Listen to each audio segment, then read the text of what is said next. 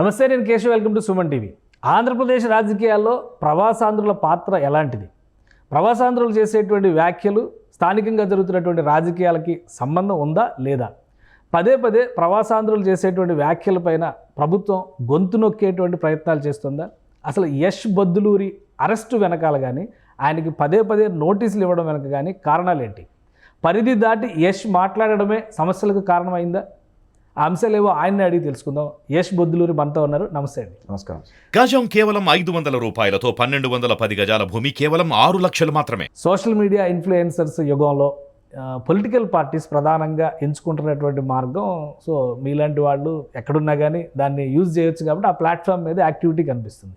ఏంటి అసలు మీకు ఆంధ్రప్రదేశ్ ప్రభుత్వానికి ఉన్న కాన్ఫ్లిక్ట్ ఏంటి? ఎక్కడ మొదలైంది?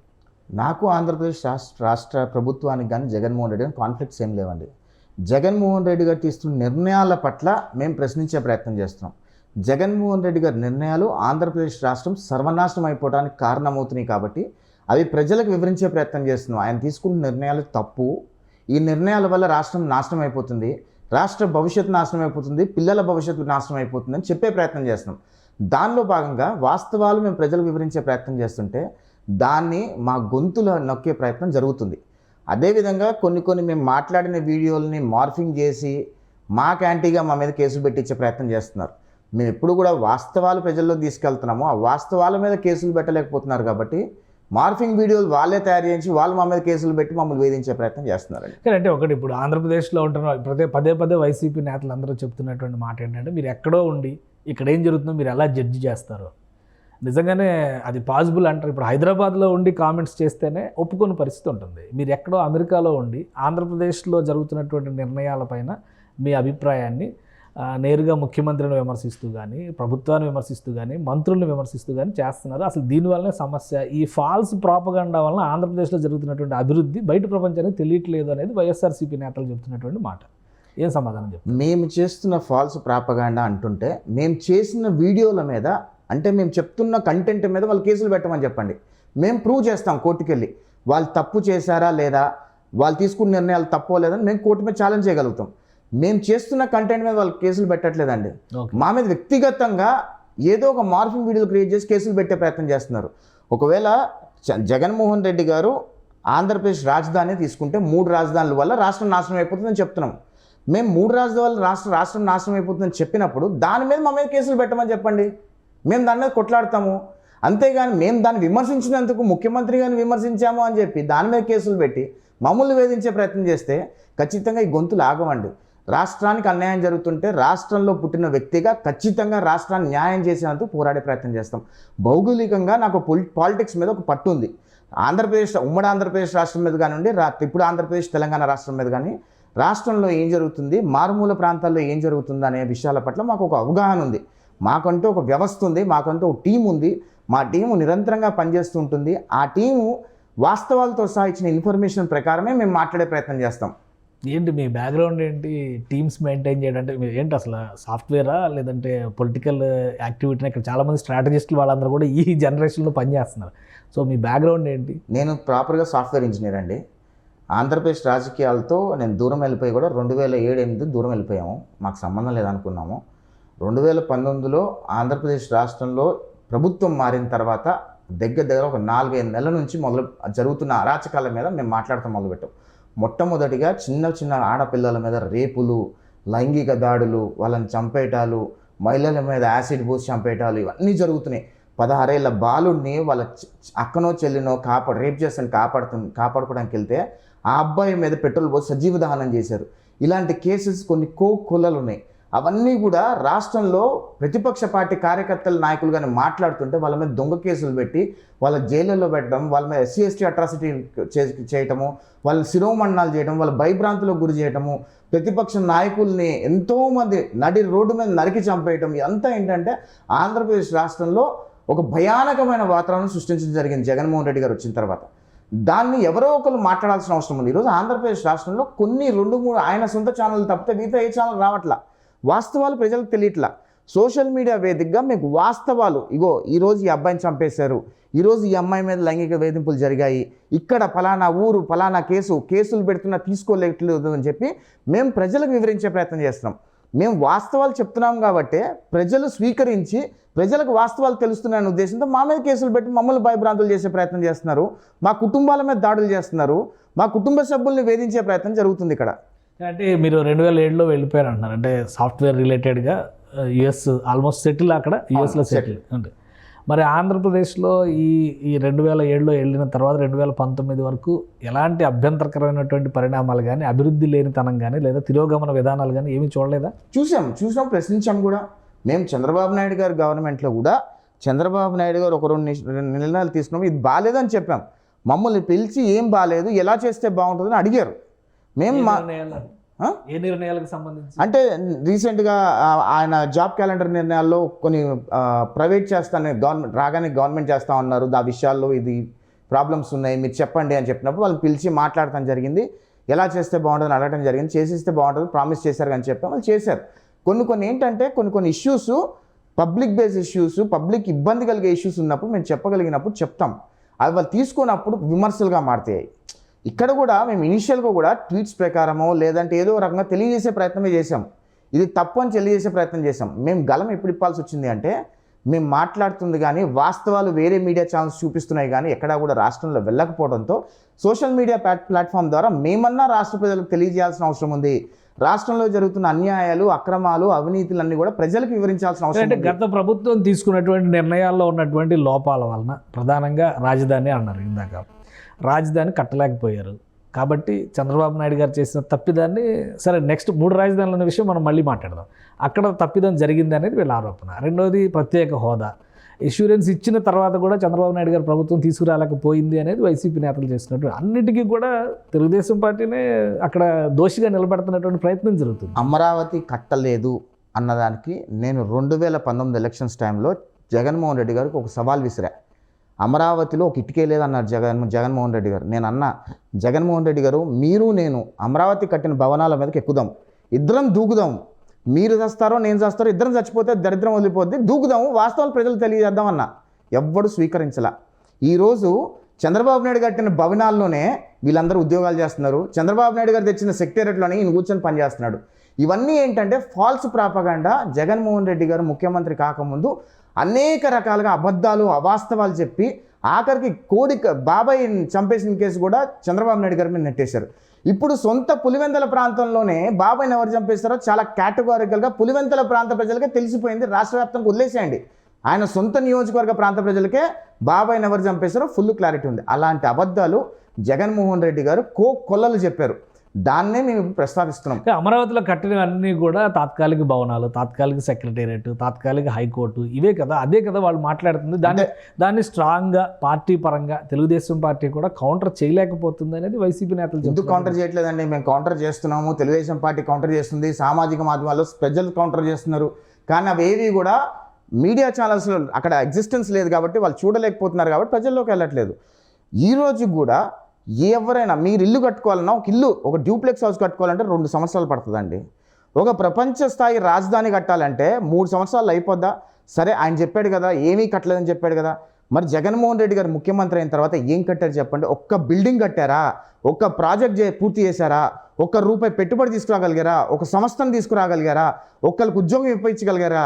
2.5 లక్షల ఆ వాలంటీర్లు ఉద్యోగాలు ఇచ్చి మేము గొప్పగా ఉద్యోగాలు ఇచ్చామనుకుంటున్నారు కదా. ఆ వాలంటీర్ ఉద్యోగాలు చేసేవాళ్ళు, ఇంజనీరింగ్ చదివేవాడు 5,000 రూపాయలకు ఉద్యోగం చేస్తున్నాడండి ఈరోజు ఆంధ్రప్రదేశ్ రాష్ట్రంలో. మాలాంటి వాళ్ళు ఇంజనీరింగ్ చదువుకున్న వాళ్ళు 5 అంకెల జీతం తీసుకుంటున్నాం మేము. అలాంటి ఉద్యోగాలు కావాలా? లేదా వాలంటీర్ ఉద్యోగాలు 5,000 రూపాయలు 10,000 రూపాయలు ఉద్యోగాలు కావాలా? లేదా వాలంటీర్ ఉద్యోగాలు చేసే వాళ్ళకు ఉద్యోగాలు లేక వాళ్ళ డబ్బులు సరిపోక వాళ్ళు దొడ్డిదారిలో వెళ్ళి వాళ్ళు ఇబ్బంది పడి వాళ్ళ కేసులలో ఇరుక్కొని ఇంత అరాచకం అవసరమా అండి? సో ఎట్లా ఉంటుంది అమెరికాలో కానీ మీరు ఉన్నటువంటి ప్రదేశాల్లో కానీ డెవలప్మెంట్ అంటే ఏంటి? ఎందుకంటే ఇప్పుడు ఆంధ్రప్రదేశ్లో డెవలప్మెంట్కి సంబంధించి 2 రకాల చర్చలు జరుగుతున్నాయి. ఒకటి జీవన ప్రమాణాల స్థాయి పెంచడం, రెండోది ఫిజికల్ డెవలప్మెంట్. మీరు అన్నట్టుగా భవనాలు, బిల్డింగ్లు, ఫ్యాక్టరీలు, కర్మాగారాలు, ఇన్వెస్ట్మెంట్స్ తీసుకురావడం. ఏది అక్కడ ఉండేటువంటి మోడల్ ఏంటి అంటే ఇక్కడ 2 బ్యాలెన్స్ చేయాలండి. జీవన ప్రమాణాలను పెంచాలి, డెవలప్మెంటు చేయాలి.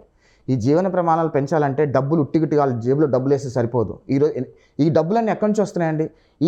ఈ ఎక్కడైతే ఇన్వెస్ట్మెంట్స్ రావట్లేదో, రెవెన్యూ జనరేట్ అవ్వట్లేదో, రెవెన్యూ జనరేట్ అవ్వకుండా అప్పులు తీసుకొచ్చి 10.5 లక్షల కోట్ల రూపాయలు అప్పులు తీసుకొచ్చి ఈరోజు రోజుకు 30 రూపాయలు నేను ఇస్తానంటే అది వర్కౌట్ అవుద్దా? వర్కౌట్ కాదు. అది ఎన్ని రోజులని ఇస్తారండి? ఈరోజు 2019 వరకు ఆంధ్రప్రదేశ్ రాష్ట్ర అప్పు 2.5 లక్షల కోట్లు అండి. 2019 నుంచి 2024కి ఆంధ్రప్రదేశ్ రాష్ట్ర అప్పు 10.5 లక్షల కోట్ల రూపాయలకు ఎదింది. అంటే దాదాపు 8 లక్షల కోట్ల రూపాయలు జగన్మోహన్ రెడ్డి గారు అప్పు చేసి 2.5 లక్షల కోట్ల రూపాయలు మేము పేద ప్రజలకు పంచాము అని చెప్తున్నారు. మరి మిగతా 6 లక్షల కోట్ల రూపాయలు ఎక్కడికి పోయింది? అదేవిధంగా రాష్ట్ర బడ్జెట్ 1,50,000 కోట్ల రూపాయలు. అంటే 5 సంవత్సరాల్లో దాదాపు 7.5 లక్షల కోట్ల రూపాయల బడ్జెట్ ప్లస్ 6 లక్షల కోట్ల రూపాయలు అప్పులు చేసిన దానిలో మిగిలితే ఇవన్నీ డబ్బులు ఎక్కడికి పోయినాయి? ఒక్క ప్రాజెక్టు కట్టలే. పోలవరం ప్రాజెక్టు పూర్తి చేయాల. ఆయన చెప్పిన హామీలు ఏది రద్దు చేయాల? సిపిఎస్ రద్దు చేయాల. ఇలా చెప్పుకుంటూ పోతే చాలా ఉన్నాయి. కానీ అమెరికాలో ఏం జరుగుతుందంటే అన్ని 2 బ్యాలెన్స్ చేసుకుంటూ వస్తారు కాబట్టి ఈరోజు అమెరికాలో పావర్టీ అనేది చాలా తక్కువ. ఎందుకంటే జాబ్స్ అలానే ఉన్నాయి. ఈ జాబ్స్ రావటం వల్ల వాళ్ళకి ఏది ఫ్రీ మనీ ఎక్కడ ఇవ్వాల్సిన అవసరం ఉండదు కదా. వీళ్ళందరూ పని చేసుకుంటారు. ఇప్పుడు లూలు గ్రూప్ వచ్చిందండి ఆంధ్రప్రదేశ్కి. లూలు గ్రూప్లో దగ్గర ఒక 1700 మంది 1800 మంది బేసిక్ స్టార్ట్ చేశారు. 10,000 మంది డైరెక్ట్ ఎంప్లాయ్మెంట్. అది 10,000 మంది డైరెక్ట్ ఎంప్లాయ్మెంట్ అంటే ఇండైరెక్ట్గా 30,000 మందికి ఉపాధి కలుగుద్ది కదా. ఆ 30,000 మందికి నేను రోజుకు 30 రూపాయలు ఇవ్వాల్సిన అవసరం ఉండదు కదా. నేను అంటుంది అదే, మీకు పెట్టుబడులు తీసుకొస్తే ఆంధ్రప్రదేశ్ రాష్ట్రంలో ఫ్రీ మనీ ఇవ్వాల్సిన అవసరం ఉండదు. జగన్మోహన్ రెడ్డి గారు ఏం చేస్తున్నారంటే నేను 30 రూపాయలు ఇచ్చి వాళ్ళకి ఏ ఉద్యోగాలు లేకుండా వాళ్ళు నా మీద ఆధారపడేటట్టు చేస్తే నాకు బానిసల్లాగా బతుకుతారు, నాకు ఓట్లు వేస్తారని జగన్మోహన్ రెడ్డి గారు వ్యూహం రచించారండి. దానిలో భాగంగా ఆంధ్రప్రదేశ్ రాష్ట్రంలో పెట్టుబడులన్నీ పక్క రాష్ట్రాలు తరివేశారు. ఈరోజు ఆంధ్రప్రదేశ్ రాష్ట్రంలో నిరుద్యోగులు అందరూ కూడా గంజాయి బతుకు బానిసలు అయిపోతున్నారు, పిక్ పాకెటర్లుగా మారిపోయారు, వాళ్ళు ఇల్లీగల్ యాక్టివిటీస్ చేస్తున్నారు, యాంటీ సోషల్ ఎలిమెంట్స్గా మారిపోతున్నారు. ఇవన్నీ ఎందుకంటే రాష్ట్రం బాగుంటే అందరూ బాగుంటారనేది ఒక ముఖ్యమంత్రికి ఆయన ఆలోచించాల్సిన వ్యక్తి కదా. రాష్ట్రం నాశనం అయిపోవాలని చెప్పి ఆయన కోరుకుంటున్నారంటే మరి ఆయన ముఖ్యమంత్రికి ఎలా అన్నారు? వాళ్ళు చెప్తున్నటువంటి వాదన ఏంటంటే మీరు చెప్పేటువంటి పెరుగుదల అనేటువంటి వాదన కంటే మెరుగుదల అనేది ఎక్కువ చేస్తున్నారు. నిన్న కూడా జగన్మోహన్ రెడ్డి గారు చాలా విద్యా ప్రమాణాల గురించి ఒక ప్రసంగం చేశారు, మనం చూసాం ఆల్రెడీ.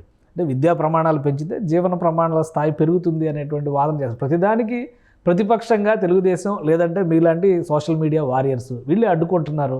మా పిల్లలు ఇంగ్లీష్ మీడియం చదువుకోవాలి, మా పిల్లలు అమెరికా వెళ్ళి ఉద్యోగం చేయాలి, మీరు చెప్పినట్టుగా 5 అంకెల జీతం తీసుకోవాలి అంటే కింది స్థాయి నుంచి మేము సంస్కరణలు తెస్తున్నాం అని అంటున్నారు. అది వాస్తవం కాదంటారా? అవసరం లేదంటారా? పోనీ ఆ అమెరికాలో ఉద్యోగం చేయాలంటే ఇంగ్లీష్తో పని లేదంటారా? ఇప్పుడు జగన్మోహన్ రెడ్డి గారి స్ట్రాటజీ ఎలా ఉంటుంది అంటారండి, ₹1 ఆయన అభివృద్ధి చేస్తున్నాడు, పెట్టాలి ఎక్కడైనా పెట్టాలనుకోండి, దాన్ని 10 రూపాయలుగా చూపించి రూపాయి చేసేసి 9 రూపాయలు ఆయన జేబులో వేసేసుకుంటున్నారు. అది జరుగుతుంది ఇక్కడ. నేను దేన్ని తప్పుపట్టట్లా. ఆయన మంచి చదువు అనేది డెఫినెట్గా కావాలి. ఎక్కడ జరుగుతుంది? ఆయన 1000 స్కూళ్ళు చెప్తే 10 స్కూళ్ళు కూడా జరగట్లా. అది సరే ఆయన చేస్తున్నారే అనుకోండి, ఈ చదువుకున్న వాళ్ళందరూ ఎక్కడికి వెళ్ళి ఉద్యోగాలు చేస్తారు? అంటే అందరూ తెలంగాణకు వచ్చి ఉద్యోగాలు చేస్తారా? ఈరోజు ఆంధ్రప్రదేశ్ రాష్ట్రంలో నిరుద్యోగులు అందరూ కూడా తెలంగాణలోకి వస్తే తెలంగాణ వాళ్ళ పరిస్థితి ఏంటి? ఇక్కడ ఉద్యోగాలను ఉన్నాయా? అదే ఆంధ్రప్రదేశ్ రాష్ట్రాన్ని పెట్టుబడులు తీసుకొచ్చి చదువు చెప్తున్నామని చాలా గొప్పగా చెప్పుకుంటున్నారు. ఈ చదువుకున్న వాళ్ళందరూ ఎక్కడికి వెళ్తారు? ఎక్కడ ఉద్యోగాలు చేయాలి? మీరు పెట్టుబడులు తీసుకురాకపోతే వీళ్ళందరూ ఏం చేయాలి? చదువుకున్న వాళ్ళందరూ గంజాయి బానిసలు అయిపోవాలా? చదువుకున్న వాళ్ళందరూ పిక్ పాకెటర్లు అవ్వాలా? చదువుకున్న వాళ్ళందరూ యాంటీ సోషల్ ఎలిమెంట్స్ అవ్వాలా? అవ్వకూడదు కదా. వాళ్ళందరూ కూడా మంచి సెటిల్ అవ్వాలి, వాళ్ళందరికీ కూడా మంచి జీతం రావాలి అంటే అన్ని 2.5 లక్షల వాలంటీర్ ఉద్యోగాలు ఇచ్చి సంవత్సరానికి దగ్గర 6 లక్షల నుంచి 7 లక్షల మంది విద్యార్థులు బయటకు వస్తున్నారు. డిగ్రీ కానివ్వండి, బీఎస్సీ కానివ్వండి, బీటెక్ కానివ్వండి, ఇలా చెప్పుకుంటూ పోతే దగ్గర 6 నుంచి 9 లక్షల మంది విద్యార్థులు బయటకు వస్తున్నారు. వాళ్ళందరికీ ఉద్యోగాలు ఎక్కడున్నాయి? కంపెనీలు తీసుకొచ్చారా మీరు? ఉన్న కంపెనీలు ఎలగొట్టేశారు కదా. ఆఖరికి ఆంధ్రప్రదేశ్ రాష్ట్రంలో వ్యక్తి గల్లా జయదేవ్ గారి సంస్థ అమర్ రాజా సంస్థ కూడా ఆంధ్రప్రదేశ్ రాష్ట్రంలో మేము ఉండము, మాకు దరిద్రము, మమ్మల్ని పని చేసుకొని ఇవ్వట్లేదు అని చెప్పి తెలంగాణలోకి వచ్చి పెట్టుబడి పెట్టారండి. ఇంత దరిద్రం అవసరమా అండి మన రాష్ట్రానికి? సో మీరు ఇవన్నీ బాగానే మాట్లాడుతున్నారు, బట్ ప్రభుత్వాన్ని కించపరిచారు, తిట్టారని మీరు ఇప్పటివరకు మాట్లాడింది చాలా పొలైట్గా పద్ధతి ప్రకారం విధానపరంగా ఉంది. ఎందుకు మరి మీరు మీ తల్లిగారి ఆరోగ్యం బాగాలేదని వస్తే ఎయిర్పోర్ట్లోనే మిమ్మల్ని పట్టుకోవాల్సిన పరిస్థితి ఆంధ్రప్రదేశ్ పోలీసులకు ఎందుకు వచ్చింది? మేము ఎప్పుడు కూడా పాలసీ బేస్ ప్రకారమే జగన్మోహన్ రెడ్డి గారిని ప్రశ్నిస్తామండి. కానీ ఇక్కడ ఏం జరుగుతుందంటే జగన్మోహన్ రెడ్డి గారికి ఒక సోషల్ మీడియా ఉంది. అదేంటంటే పేటీఎం బ్యాచ్. అది టోటల్గా డబ్బుల మీద పనిచేస్తారు వాళ్ళు. ఒక చిన్న ఉదాహరణ చెప్తాను మీకు. ఈరోజు వైఎస్ షర్మిల గారిని సోషల్ మీడియాలో ఎంత పచ్చి బూతులు తిడుతున్నారో, ఆమెను ఎంత అసభ్యకరంగా మాట్లాడుతారో, ఎంత ట్రోల్ చేస్తున్నారండి. ఒక ముఖ్యమంత్రి గారి చెల్లెలు, అవునా, ముఖ్యమంత్రి గారు తలుచుకుంటే అవన్నీ ఆపలేరా? ఆపగలుగుతారు కదా. ఈరోజు ఆవిడ మీద అంత ట్రోల్ చేస్తున్నారు, అంత అసభ్యకరంగా మాట్లాడిస్తున్నారు. ఎవరు మాట్లాడిస్తున్నారనే రాష్ట్ర ప్రజలందరికీ ఒక క్లారిటీ ఉంది. ఈ నిన్న మొన్న ముఖ్యమంత్రి గారు ఒక మాట చూసా, మా బాబాయ్ గారిని నా మీద పోటీ పెట్టారు, మళ్ళీ ఇప్పుడు చెల్లిని తీసుకొచ్చి పోటీ పెట్టు. కుటుంబంలో అందరూ బాగుంటే ఇవన్నీ రావు కదండి. ఎందుకు విభేదాలు ఎందుకు వచ్చినాయి? షర్మిల గారికి జగన్మోహన్ రెడ్డి విభేదాలు ఎందుకు వచ్చినాయి ఆయనకు తెలియదా? ఈరోజు షర్మిల గారు కాంగ్రెస్ పార్టీకి ఎందుకు వెళ్ళాలో వాళ్ళు తెలియదా? మేము ఎక్కడా కూడా పాలసీ బేస్ ప్రకారమే మేము మాట్లాడుతున్నాము. ఎక్కడా కూడా అన్పార్లమెంటరీ మాట్లాడే ప్రయత్నం చేయట్లేదు. వాళ్ళు వైసీపీ వాళ్ళు మమ్మల్ని తిడుతున్నా సరే మేము అన్పార్లమెంటరీ మాట్లాడట్లేదండి. మమ్మల్ని ట్రోల్ చేస్తున్నా సరే మేము మాట్లాడట్లేదు. అరెస్ట్ ఎందుకు చేశారు మరి? పోలీసులు ఎందుకు వచ్చారు? మీ పైన రెడ్ కార్నర్ నోటీస్ కూడా ఇచ్చినట్టున్నారు. జగన్మోహన్ రెడ్డి గారి అవినీతి భాగవతాలు, అరాచకాలు అన్నీ కూడా నిరంతరంగా ప్రజల్లో బయటపెట్టే ప్రయత్నం చేస్తున్నాం. అవి ప్రజల్లోకి వెళ్తున్నాయి. ఈ గొంతు ఎలా అయినా నొక్కాలి, కేసులు పెట్టి భయభ్రాంతులకు గురి చేయాలని చెప్పి ఆయన చేస్తున్న వికృత విన్యాసాల్లో బలయ్యాం మేము. ఖచ్చితంగా న్యాయస్థానాల మీద నాకు నమ్మకం ఉందండి. న్యాయస్థానాల్లో ఆయన పెట్టిన కేసులన్నీ పోరాటం చేస్తాము. న్యాయస్థానాల ద్వారా కంక్లూజన్ తీసుకొస్తాము. రాష్ట్ర ప్రజలందరికీ జగన్మోహన్ రెడ్డి గారు తప్పుడు కేసులు పెడుతున్నారని చెప్పి నిరూపించే ప్రయత్నం నిరంతరంగా చేస్తాం. అంటే సిఐడి వాళ్ళు తీసుకెళ్లారు కదా, 2 సార్లు 3 సార్లు అటెండ్ అయ్యారు.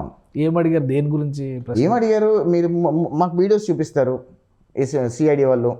ఆ వీడియోస్లో నా బొమ్మ ఉంటుంది. నా లిప్ సింక్ మ్యాచ్ కాదు, ఏది మ్యాచ్ కాదు, క్లియర్గా తెలుస్తాయి మనకి. ఓకే, ఇది మన మీద కేసు పెట్టడానికే ఉపయోగించారని తెలుస్తుంది. ఆ వైసీపీ వాళ్ళు ఎవరో చేస్తారు ఈ వీడియో, సోషల్ మీడియాలో వదులుతారు. ముఖ్యమంత్రిని కానీ తిట్టామంటే ఆటోమేటిక్గా వైరల్ అవుతుంది అది. దాని మీద వీళ్ళు కేసు నమోదు చేస్తారు, మమ్మల్ని తీసుకొస్తారు, లోపలికి వస్తారు. ఫేక్ వీడియోలో అంటారు. మీరు చేసిన వీడియోలో కంటెంట్ కాదా అది? మేము చేసిన వీడియోలో ఎక్కడ కూడా అన్పార్లమెంటరీ లాంగ్వేజ్ లేదు కదా. అన్పార్లమెంటరీ లాంగ్వేజ్ ఉందంతా ఫేక్ వీడియోసే. సో ఏంటి మరి ఫర్దర్గా వాళ్ళ యాక్షన్ ఏంటి? ఆల్రెడీ లుకౌట్ నోటీస్ కూడా మీరు వెళ్తానికి లేదు కదా, ఇప్పుడు ఇండియా వదిలి కోర్టు న్యాయస్థానాల ద్వారా లుకౌట్ నోటీస్ కూడా పోరాటం చేస్తున్నాము. దానికి కూడా మాకు పాజిటివ్గానే మాకు వస్తుందని అనుకుంటున్నాం మేము. ఎందుకంటే మేము ఎక్కడా తప్పు చేయలేదు. వాళ్ళు ఏదైనా తప్పు చేస్తే ప్రూవ్ చేయమని చెప్తున్నాం, ప్రూవ్ చేయలేకపోతున్నారు. చంద్రబాబు నాయుడు గారి విషయంలో కూడా 53 రోజులు జైల్లో పెట్టి రూపాయి అవినీతి నిరూపించలేకపోయారు జగన్మోహన్ రెడ్డి గారు. అంతా పైశాచికానందం అండి. ఆయన 16 నెలలు జైల్లో ఉండొచ్చాడు కాబట్టి ప్రతి నాయకులను జైల్లో పెట్టి నాతో పాటు వీళ్ళు కూడా అవినీతి పరులు అని చెప్పే ప్రయత్నం చేస్తున్నారని నా అభిప్రాయం అండి. కానీ అంటే మీరు వెళ్ళిన తర్వాత ఇన్వెస్టిగేషన్కి అటెండ్ అయిన తర్వాత ఓన్లీ వీడియోలు చూపించి క్వశ్చన్స్ అని అడిగింది, ఇంకా వేరే రీజన్స్ ఏమీ లేవా? ఏం లేవు. మీరు సోషల్ మీడియాలో ముఖ్యమంత్రిని గారు తిట్టారు, మీరు సోషల్ మీడియాలో ముఖ్యమంత్రిని అసభ్యంగా మాట్లాడారు, ఎందుకు మాట్లాడారని అడుగుతారు. మేము మాట్లాడలేదు మహాప్రభు అంటే చూపిస్తారు. అది మేము చెప్పాము, ఇన్వెస్టిగేషన్ కూడా రెడీ అండి, మీరు ఎప్పుడు పిలిచినా రావడానికి సిద్ధంగా ఉన్నాం. We're a very good citizens అండి. కాకపోతే మీ టీం ఎవరైనా ఉన్నారా? మీరు ఒక టీం మెయింటైన్ చేస్తున్నారు కదా ఆంధ్రప్రదేశ్లో, గ్రౌండ్ రిపోర్ట్స్ తీసుకోవడానికి కానీ? రిపోర్ట్స్ మాత్రం మా టీం ఓన్లీ గ్రౌండ్ సర్వేస్ చేస్తుందండి. గ్రౌండ్ సర్వేస్ చేసి ఇక్కడ అరాచకాలు అన్యాయాలు జరుగుతుంటే ఇది జరిగిందని మా దృష్టికి తీసుకొస్తే మేము ప్రజలకు వివరించే ప్రయత్నం చేస్తాం. మేము ఏ రోజు కూడా అవాస్తవాలు మాట్లాడలేదు. వాస్తవాలతో సహా ఇది జరిగింది, ఈ ప్రాంతంలో జరిగింది, ఇక్కడ కేసు పెడితే నమోదు చేయలేదు అని చెప్పి మేము అన్న తర్వాత అది ప్రజల్లోకి వెళ్ళిన తర్వాత ఆ ఊర్లో అంతా తిరిగితే అప్పుడు కేసు నమోదు చేసిన విషయాలు కూడా చాలా ఉన్నాయి. ఎగ్జాంపుల్, ఒక బాలుడిని సజీవ దహనం చేస్తే ఆ రోజు వాళ్ళు కేసు పెట్టకపోతే మేము నానా యాగి చేస్తే అప్పుడు అది మీద కేసు పెట్టారు. అది జరుగుతుంది. ఇప్పుడు ఆంధ్రప్రదేశ్లో ఉన్నటువంటి రాజకీయ పరిస్థితి ఆల్రెడీ తెలుగుదేశం జనసేన ఒకటి, బీజేపీ కలుస్తుందా? బీజేపీ కూడా వస్తుందా? కలవచ్చు. ఒకవైపు వచ్చారు, ఇంకోవైపు జగన్మోహన్ రెడ్డి గారు ఒక్కరే ఉంటారు అనుకున్నారు. ఇప్పుడు షర్మిల ఎంటర్ అయ్యారు. షర్మిల ఎంట్రీని జగన్మోహన్ రెడ్డి గారు పదే TDP Trump card Chandrababu Naidu గారు నీచ రాజకీయాలకి షర్మిల గారిని ఉపయోగిస్తున్నారు సజ్జల రామకృష్ణారెడ్డి గారు నేరుగానే చెప్పారు. అలాంటి రిలేషన్స్ ఏమైనా ఉన్నాయా? అసలు సజ్జల రామకృష్ణారెడ్డి గారి మాటలు పట్టించుకోవాల్సిన అవసరం లేదండి. ఆయన పదవి ఏంటో నాకు తెలియదు. ఆయన ముఖ్యమంత్రి లేదా యాక్టింగ్ ముఖ్యమంత్రి నాకు తెలియదు. ఆయన గురించి అసలు ఆయన మాటల గురించి మనం పట్టించుకోవాల్సిన అవసరమే లేదు. నా అభిప్రాయం ఏంటంటేనండి, ట్రంప్ కార్డు షర్మిల గారు అంటున్నారు కదా, జగన్మోహన్ రెడ్డి గారు ట్రంప్ కార్డు బీజేపీ 2019 ఎలక్షన్స్ అప్పుడు వెనక నుంచి వ్యభిచార రాజకీయాలు చేసింది జగన్మోహన్ రెడ్డి గారు. ఈరోజు బీజేపీతో పొత్తు లేదంటారు, కానీ బీజేపీ సహకారం తీసుకుంటారు. బీజేపీ బిల్లు పెట్టగానే వెళ్ళిపోయి వాళ్ళు అడగకముందు డైరెక్ట్గా వీళ్ళు సపోర్ట్ ఇచ్చేస్తారు. భారతదేశ చరిత్రలో ఏ వ్యక్తి కూడా 11 సంవత్సరాలుగా బెయిల్ మీద లేడండి. ఓన్లీ జగన్మోహన్ రెడ్డి గారే భారతదేశంలో మొట్టమొదటి వ్యక్తి 11 సంవత్సరాలుగా బెయిల్ మీద ఉన్నారు. 11 సిబిఐ కేసులు ఉన్నాయి, ఏడీడీ కేసులు ఉన్నాయి, 420 కేసులు ఉన్నాయి. అంటే బీజేపీ సహకారం లేకుండానే ప్రతిష్ఠించుకోవడానికి కోర్టుకు వెళ్లకుండా ఉంటున్నాడా? బీజేపీ సహకారం లేకుండా బెయిల్ రద్దు కాకుండా ఉంటుందా? మరి బీజేపీ టీడీపీ కలుస్తుంది అంటే ప్రజలు దీన్ని ఏ విధంగా అర్థం చేసుకోవాలి? బీజేపీ, నేను అది మళ్ళీ చెప్తానండి, బీజేపీ తెలుగుదేశం పార్టీకి ఎవరు కలిసినా కలవకపోయినా full landslide Telugu Desam party government form చేస్తుంది 2024లో. కానీ తెలుగుదేశం పార్టీ బీజేపీతో ఎందుకు పొత్తు పెట్టుకోవాలని మాలాంటి వాళ్ళు అంటే కామన్ మ్యాన్ ఎందుకు అంటున్నారంటే ఒక విషయం చెప్తాను. నిజంగా ఈరోజు ఆంధ్రప్రదేశ్ రాష్ట్రంలో ఎక్కడ బై ఎలక్షన్ చూసినా మారణోమం సృష్టించిన విషయం మీకు తెలిసిందే, రైట్? 2024 ఎలక్షన్స్లో కూడా జగన్మోహన్ రెడ్డి గారు మారణ హోమం సృష్టించి భయభ్రాంతులకు గురి చేసి ఓటర్లని బయటకు వచ్చి ఓటు వేయకుండా చేసే ప్రమాదం ఉంది. అందుకనే బీజేపీ తెలుగుదేశం పార్టీతో పొత్తులో ఉంటే అట్లీస్ట్ బీజేపీ ఫెయిర్ ఎలక్షన్స్ జరగనిస్తుంది ఆంధ్రప్రదేశ్ రాష్ట్రంలో మాలాంటి వాళ్ళ ఒక అవగాహన, ఒక అభిప్రాయం. అందుకనే ఆంధ్రప్రదేశ్ రాష్ట్ర ప్రజలు కూడా అసలు బీజేపీ పొత్తు అవసరం ఉంటే బీజేపీ పొత్తు ఉంటే తెలుగుదేశం పార్టీకి నష్టం, కానీ ఒక ఫెయిర్ ఎలక్షన్ జరగాలి ఆంధ్రప్రదేశ్ రాష్ట్రంలో, ఈ అరాచకాలు ఈ అకృత్యాలన్నీ ఆగిపోవాలి అంటే ఖచ్చితంగా తెలుగుదేశం జనసేన పార్టీతో పాటు బీజేపీ పార్టీ కలిసి ఉంటే ఫెయిర్ ఎలక్షన్ ఆంధ్రప్రదేశ్ రాష్ట్రంలో జరిగే అవకాశం ఉంది. లేదు తెలుగుదేశం పార్టీ జనసేన బీజేపీతో లేకపోతే ఖచ్చితంగా బీజేపీ జగన్మోహన్ రెడ్డికి మళ్ళీ సపోర్ట్ చేస్తుంది, మళ్ళీ ఆంధ్రప్రదేశ్ రాష్ట్రంలో ఫెయిర్ ఎలక్షన్ జరిగే అవకాశం ఉండదు. కాబట్టి తెలుగుదేశం పార్టీ బీజేపీ పార్టీతో వెళ్తే మంచిదని నా అభిప్రాయము, అది నా సొంత అభిప్రాయం. అది అంటే జనసేన టీడీపీ సీట్ల సర్దుబాటు అనేది క్లారిటీ వచ్చిందా? ఇప్పుడు బీజేపీ వచ్చే వరకు వెయిట్ చేయాల్సిందేనా? అవసరం లేదండి, వాళ్ళదే వీళ్ళదే. సో ఇట్ డజంట్ మ్యాటర్, ఏది ఆగదు. ఖచ్చితంగా 2024 ఎలక్షన్స్లో తెలుగుదేశం పార్టీ అధికారంలోకి రాబోతుంది. తెలుగుదేశం పార్టీ అధికారంలోకి వచ్చి చంద్రబాబు నాయుడు గారు ముఖ్యమంత్రి కాబోతున్నారు.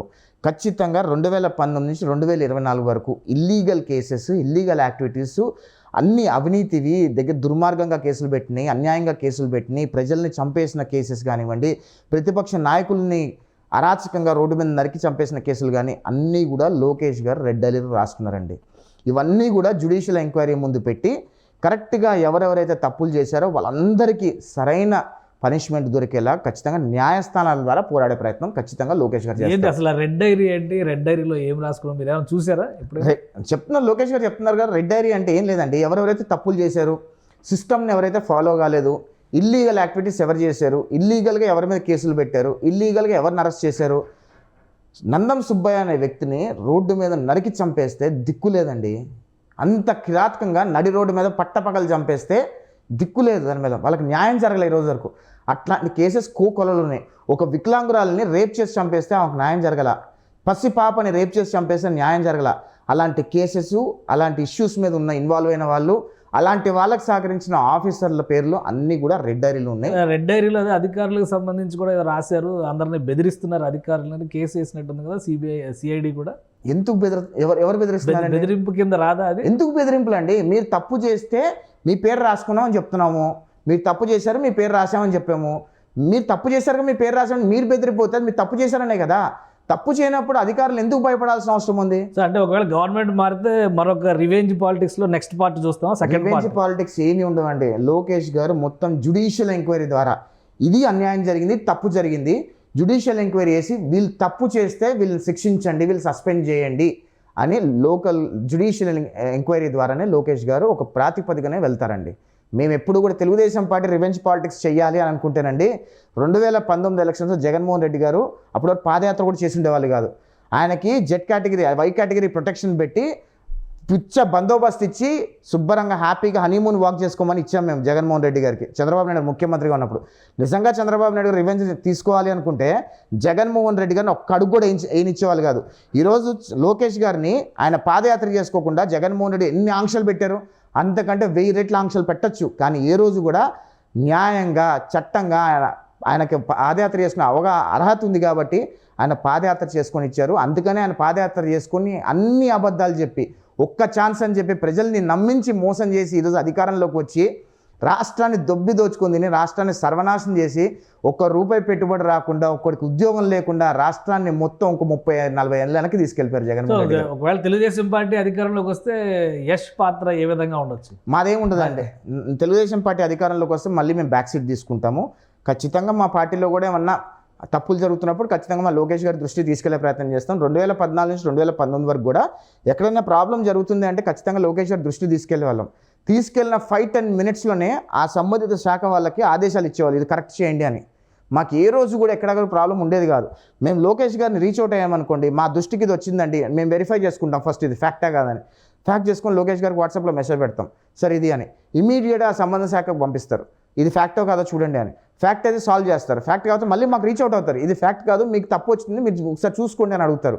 ఆ కమ్యూనికేషన్ ఉంటుంది మాకు లోకేష్ గారితో. సో మీకు ఏమన్నా పొలిటికల్ బ్యాక్గ్రౌండ్ ఉందా? పొలిటికల్ ఫ్యామిలీ, పొలిటికల్ ఎంట్రీ అవ్వాలని లేదా పొలిటికల్గా ట్రై చేయాలని ఆ ఇంట్రెస్ట్ ఏమైనా ఉందా? లేదండి, నాకు పాలిటిక్స్లో డైరెక్ట్ పాలిటిక్స్లో ఇంట్రెస్ట్ ఏమీ లేదు. చంద్రబాబు నాయుడు గారు పెట్టిన కాలేజ్లో చదువుకున్నా, చంద్రబాబు నాయుడు గారు తెచ్చిన కంపెనీలో ఉద్యోగం చేశా. నాలాగా ఎంతోమంది సెటిల్ అవ్వాలి, నాలాగా ఎంతోమంది ఉపాధి పొందాలి, వాళ్ళ లైఫ్ వాళ్ళ ఫ్యామిలీస్లో మంచి సెటిల్ అవ్వాలని ఒక తాపత్రయం తప్పితే ఏమి లేదండి. చంద్రబాబు నాయుడు గారు ముఖ్యమంత్రి అయితే ఆంధ్రప్రదేశ్ రాష్ట్రం బాగుపడుతుంది, అమరావతి పూర్తి అయిపోతుంది. 2024లో చంద్రబాబు నాయుడు గారు ముఖ్యమంత్రి అయితే అమరావతి పూర్తి అవుతుంది, ఆంధ్రప్రదేశ్ రాష్ట్ర భవిష్యత్తు బాగుంటుంది. అదేవిధంగా ఆంధ్రప్రదేశ్ రాష్ట్ర వ్యవస్థల్ని కూడా ఇప్పుడు సెట్ చేయాల్సిన అవసరం ఉంది. వ్యవస్థలు అన్నీ నిర్వీర్యం అయిపోయినాయి, వ్యవస్థల్లో అన్నీ కూడా అడ్డుదారులు వెళ్ళిపోయి ఏ వ్యవస్థ ఎలా ఉందో తెలియని పరిస్థితి. ఇప్పుడు అప్పుల పాలు అయిపోయారు, మీరే చెప్పారు 10.5 లక్షల కోట్లు. అలానే బడ్జెట్ విషయంలో లోటు వ్యవహారాలు ఉన్నాయి, ఇవన్నీ భరించగలగడం. పైగా మీరు అన్నట్టుగా అమరావతి కట్టాలంటే కూడా 1,00,000 కోట్లు కావాలని చెప్తున్నారు. ఇవన్నీ ఒక బర్డెన్ కదా. చంద్రబాబు నాయుడు గారు వస్తే కూడా సెట్ అవుద్ది అనేటువంటి భరోసా ఇచ్చే పరిస్థితి ఉందా ఆంధ్రప్రదేశ్లో? ఉమ్మడి ఆంధ్రప్రదేశ్ రాష్ట్రంలో 94లో పరిస్థితి ఏంటండి? జీతాలకు ఇచ్చే పరిస్థితి ఉందా? ఉద్యోగాలకు జీతాలు ఇచ్చే పరిస్థితి ఉందా? చంద్రబాబు నాయుడు గారు ముఖ్యమంత్రి ప్రమాణ స్వీకారం చేసిన రోజు ఉద్యోగాలకు జీతాలు ఇవ్వలేని పరిస్థితి, జీతాలకు కూడా అప్పులు పుట్టలేని పరిస్థితి ఉండేది. చంద్రబాబు నాయుడు ముఖ్యమంత్రి అయిన తర్వాత సంవత్సరంలోనే అన్నీ సెట్ చేసి ఉద్యోగాలకు 1వ తారీఖు జీతాలు ఇచ్చారు. అక్కడి నుంచి పెట్టుబడులు వచ్చినాయి, అక్కడి నుంచి రాష్ట్రం అభివృద్ధి చెందడం మొదలుపెట్టింది.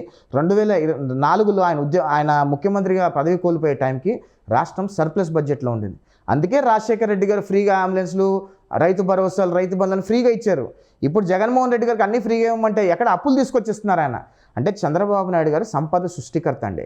ఆయనకి రాష్ట్రాన్ని ఎలా అభివృద్ధి చేయాలి, రాష్ట్రంలో పిల్లల భవిష్యత్తు ఏ రకంగా బాగు చేయాలి అనే ఒక విజన్ ఉన్న వ్యక్తి. ఖచ్చితంగా చంద్రబాబు నాయుడు గారు మెరకలు చేస్తారు. చంద్రబాబు నాయుడు మోహన్ చూసి ఆంధ్రప్రదేశ్ రాష్ట్రం పెట్టుబడులు వస్తాయి, రాష్ట్రం బాగుపడుతుంది. కానీ ఒక విషయం గుర్తుపెట్టుకోండి, రేపు 2024 ఎలక్షన్స్లో జగన్మోహన్ రెడ్డి గారి ఓటమి ఖాయమండి. ఎందుకు చెప్తున్నాను అంటే ఖచ్చితంగా షర్మిల గారు పోటీ చేస్తున్నారు, ఇటువైపు జనసేన తెలుగుదేశం పార్టీ పోటీ చేస్తుంది. ఇప్పటికే వైఎస్ఆర్ కాంగ్రెస్ పార్టీల నుంచి చాలామంది ఎంపీలు, ఎమ్మెల్యేలు రిజైన్ చేశారు. వాళ్ళందరూ కూడా ఎలక్షన్ కోడ్ వచ్చిన తర్వాత తెలుగుదేశం పార్టీలో చేరతారు లేదా కాంగ్రెస్ పార్టీలోకి చేరతారు. 2024 ఎలక్షన్కి జగన్మోహన్ రెడ్డి గారి పార్టీ భూస్థాపితం అయిపోతుంది. 2029 ఎలక్షన్కి fight would be between Telugu Desam and Congress.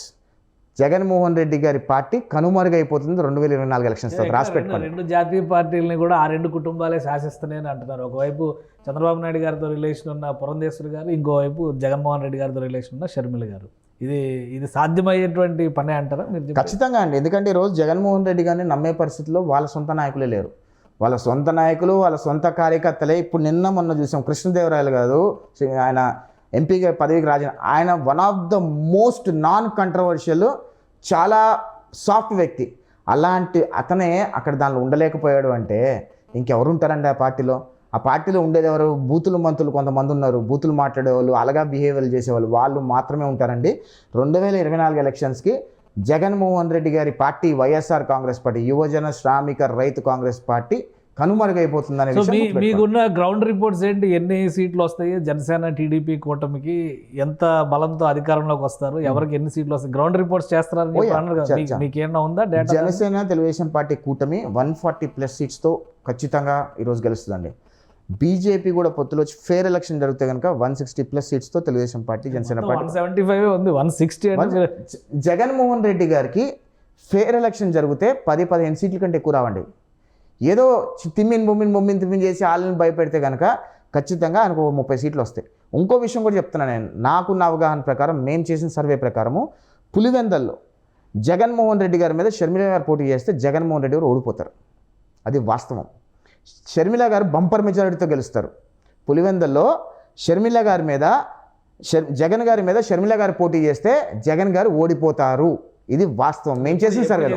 ఎప్పుడు చేశారు? రీసెంట్గా 2-3 డేస్ బ్యాక్ కూడా చేసాం మేము సర్వే. ఓకే. లాస్ట్ 1 వీక్ నుంచి షర్మిల గారు ఇటు వస్తున్నారని చెప్పినప్పటి నుంచి మా సర్వే, మా టీం పులివెందల నియోజకవర్గంలో తిరుగుతారు. పులివెందల్లోనే తెలుగుదేశం పార్టీ అభ్యర్థిని పెట్టదా పులివెందుల్లో? ఒకవేళ షర్మిల పోటీ చేస్తే జగన్మోహన్ రెడ్డి మా బీటెక్ రవి గారు 100%, నో డౌట్. అసలు నేను అంటుంది ఏంటంటే, ఈరోజు YS Jaganmohan Reddy, fight between YS Jaganmohan Reddy and BTech Ravi garu ఉంటే కనుక నెక్ టు నెక్ ఉంటుంది. చెప్పలేం మనం ఎట్టుంటుందని చెప్పలేం.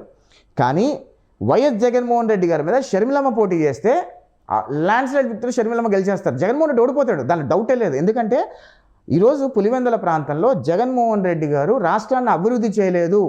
కోడికత్తి విషయం కానివ్వండి, బాబాయిని చంపేసిన విషయం కానివ్వండి, ఆయన ఇచ్చిన ప్రామిసెస్ విషయం కానీ అన్నీ కూడా పులివెందుల ప్రాంత ప్రజలకి ఫుల్ క్లారిటీ ఉందండి. పులివెందుల ప్రాంత ప్రజలు ఈరోజు 2024 ఎలక్షన్స్లో ఖచ్చితంగా సరైన సమాధానం చెప్తారని నా అభిప్రాయం. సో బీజేపీ కలిస్తే మీ బలం ఇంకొంత పెరుగుతుంది అనేటువంటి ఆశ ఉంది. అంటే ఫేర్ ఎలక్షన్ జరుగుతుంది కాబట్టి. ఓకే, ఎందుకంటే అది ఒక విధంగా ముస్లిం ఓటు బ్యాంక్ కోల్పోతాం, కానీ అట్లీస్ట్ ఫేర్ ఎలక్షన్ జరిగితే న్యూట్రల్స్ అందరూ బయటకు వచ్చి ఓటేస్తారు కాబట్టి మేము కొద్దిగా పెరుగుతుందని మేము అనుకుంటున్నాం. సో నెక్స్ట్ మీరు చెప్పండి, ఎప్పుడు అమెరికా వెళ్తారో, మరి లుక్అవుట్ నోటీస్ కానీ ఇవి కానీ ఎప్పుడు క్లియర్ అవుతాయి? దీని మీద ఇంకా కోర్టు ఇచ్చేటువంటి డైరెక్షన్స్ బట్టి ఇక్కడ వెయిట్ చేయడమేనా? అంతేనండి. మాకు ఇవాళ ఆర్డర్ వస్తుందని మేము భావిస్తున్నాం, పాజిటివ్గా భావిస్తున్నాం. ఎందుకంటే నా మీద పెట్టిన సెక్షన్స్ అన్నీ కూడా బిలో 3 years సెక్షన్స్. నేనేమి రాజకీయ ఉగ్రవాదిని కాదు, ఆర్థిక ఉగ్రవాదిని కాదు, మడ్డలు చేయలేదు, రేపులు చేయలేదు. నేను జస్ట్ ముఖ్యమంత్రి గారిని ప్రశ్నించాను. దానికే వాళ్ళు ఆ సెక్షన్లో పెట్టి లుక్అవుట్ నోటీస్ ఇచ్చేంత నేరం నేను చేయలేదు. ఖచ్చితంగా న్యాయస్థానము ఇవన్నీ మేము జడ్జిమెంట్స్ పెట్టాము, మేము చెప్పినవన్నీ కూడా పరిగణనలు తీసుకొని మాకు పాజిటివ్గా ఇస్తారని ఆశాభావంతో ఉన్నాం. ఖచ్చితంగా న్యాయస్థానాల ఆదేశాలని, న్యాయస్థానాల తీర్పులని ఎప్పుడు ఎల్లప్పుడూ గౌరవించే వ్యక్తిని. న్యాయస్థానాల ద్వారానే వీటికన్నిటికీ కూడా కంక్లూజన్ తీసుకుంటాం. క్లియరెన్స్ వస్తే వెళ్ళిపోతారా? ఎలక్షన్స్ అయ్యే వరకు ఇక్కడ వెయిట్ చేస్తాం. క్లియరెన్స్ వస్తే వెళ్తామండి, మళ్ళీ వస్తాం. ఎలక్షన్స్కే ఉంది, ఎలక్షన్స్ రావడం ఏముంది, 2 వారాల ముందు వస్తే కూడా మాకు సరిపోతుంది ఎలక్షన్స్ చేయటం. మేము అక్కడున్న ఎలక్షనీరింగ్ చేస్తాం, అదేం ప్రాబ్లం లేదు. అంతా సోషల్ మీడియా ద్వారా చేస్తాం కాబట్టి, రివర్స్ ఇంజనీరింగ్ చేస్తాం కాబట్టి we're good. Right, thank you Yash garu మీ అభిప్రాయాలను పంచుకున్నందుకు. ఇది యష్ గ్రౌండ్ రిపోర్ట్స్ చేశారు, దానికి సంబంధించినటువంటి అంశాలు మనతో పంచుకున్నారు. అలానే రాష్ట్రంలో జరుగుతున్నటువంటి ప్రతి అన్యాయాన్ని ప్రశ్నించే గొంతుగా నిలబడమే తాను చేసిన తప్పు అంటున్నారు. లుకౌట్ నోటీస్ క్లియర్ అయితే తన కార్యకలాపాలను యథావిధిగా కొనసాగిస్తూనే రాజకీయంగా తన అవసరం వచ్చినప్పుడు దానిలో ఇన్వాల్వ్ అయ్యేటువంటి ప్రయత్నం చేస్తారంటున్నారు. అలానే ఆంధ్రప్రదేశ్ అభివృద్ధి లక్ష్యంగానే తాను పనిచేస్తున్నాను తప్పితే రాజకీయ పార్టీలకు తొత్తుగా వ్యవహరించే అవకాశం తనకు అవసరం కానీ లేదని యష్ చెప్తున్నారు. ఇది స్పెషల్ డిస్కషన్. Keep watching.